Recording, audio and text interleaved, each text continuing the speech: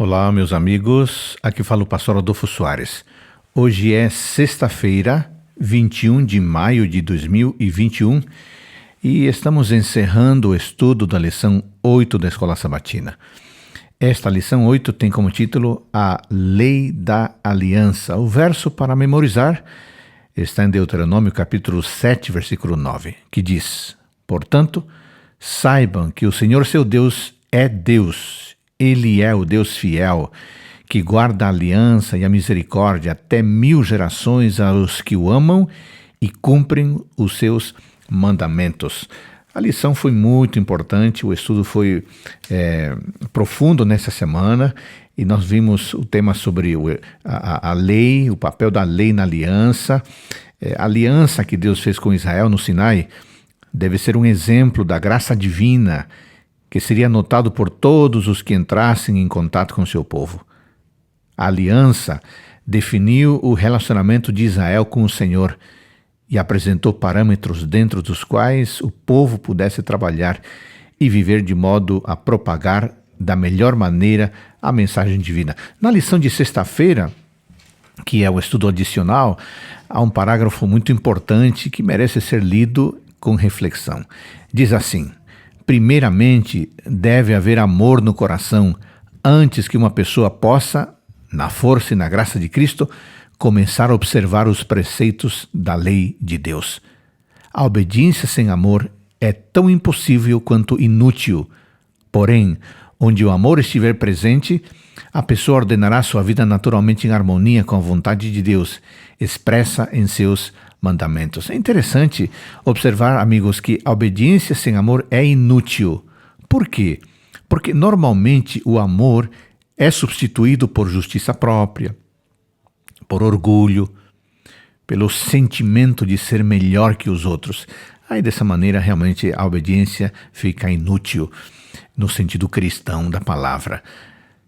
Há uma pergunta logo no final da lição, outra pergunta muito interessante. Por que o amor é mais forte que o medo para atrair as pessoas a Deus? Eu fiquei pensando nessa pergunta e eu pensei no seguinte: o medo é circunstancial. O medo permanece enquanto há controle. Por outro lado, o amor é duradouro. Por quê? Porque é baseado em escolha pessoal, voluntária. Somente quando primeiro amamos a Deus é então que temos a perspectiva correta da vida. Por isso o amor é fundamental e por isso o amor deve preceder a obediência. Mas eu queria encerrar as reflexões dessa semana pensando um pouquinho, amigos, sobre a lei e o evangelho antes do Sinai. Quando Adão e Eva pecaram, ficaram sabendo o que significava a culpa, o que significava o temor e também o que significava a necessidade. Você pode ler sobre isso em Gênesis capítulo 3. Deus respondeu às suas necessidades não por meio da anulação da lei que os condenava. Ao contrário, ofereceu-lhes o evangelho que os restauraria à comunhão e à obediência com Ele. O evangelho consistia da promessa de redenção por meio de um Salvador. O descendente da mulher, que apareceria em alguma ocasião futura e triunfaria sobre o mal, Gênesis 3,15, era a esperança deles. O sistema de sacrifícios que Deus os instruiu a praticar lhes ensinaria uma importante verdade a respeito da expiação. E que verdade era essa? A verdade era a seguinte: o perdão poderia ser conseguido tão somente mediante o derramamento de sangue, ou seja, mediante a morte do Salvador. Ao crerem que o animal simbolizava a morte expiatória do Salvador em favor deles, foi-lhes possível obter o perdão dos pecados. Isso significa que foram salvos pela graça de Deus. Agora, amigos, existe íntima relação entre o Decálogo e o Evangelho, isso é importante lembrar. O preâmbulo da lei, por exemplo, refere-se a Deus como Redentor. Está lá em Êxodo capítulo 20, versículo 1. Antes de entrar nos detalhes dos mandamentos, Deus se apresenta como Redentor.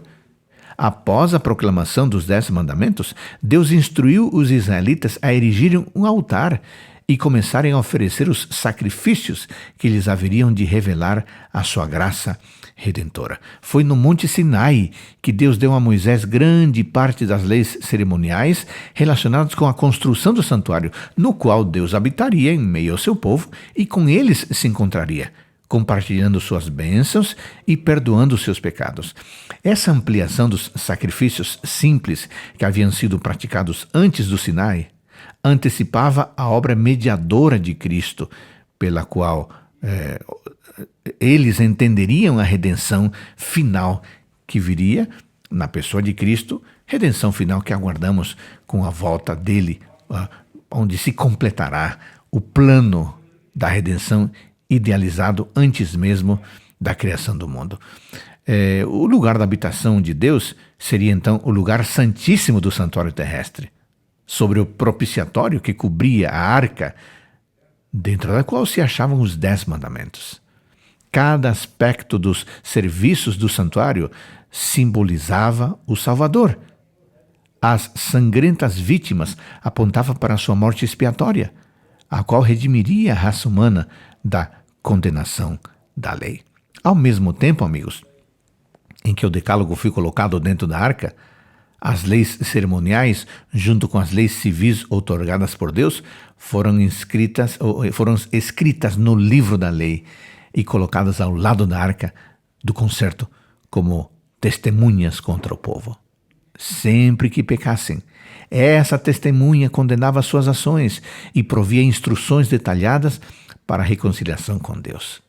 Do Sinai até a morte de Cristo, os transgressores do decálogo encontravam esperança, perdão e purificação pela fé no evangelho retratado nos serviços do santuário, desempenhados por meio da lei cerimonial. Deus tomou todo o cuidado para que as pessoas alimentassem a esperança da redenção final. Com essa mensagem de alento e de ânimo, eu desejo a você um excelente dia, sexta-feira, e um dia excelente de preparação para o sagrado sábado. Um abraço para todos vocês.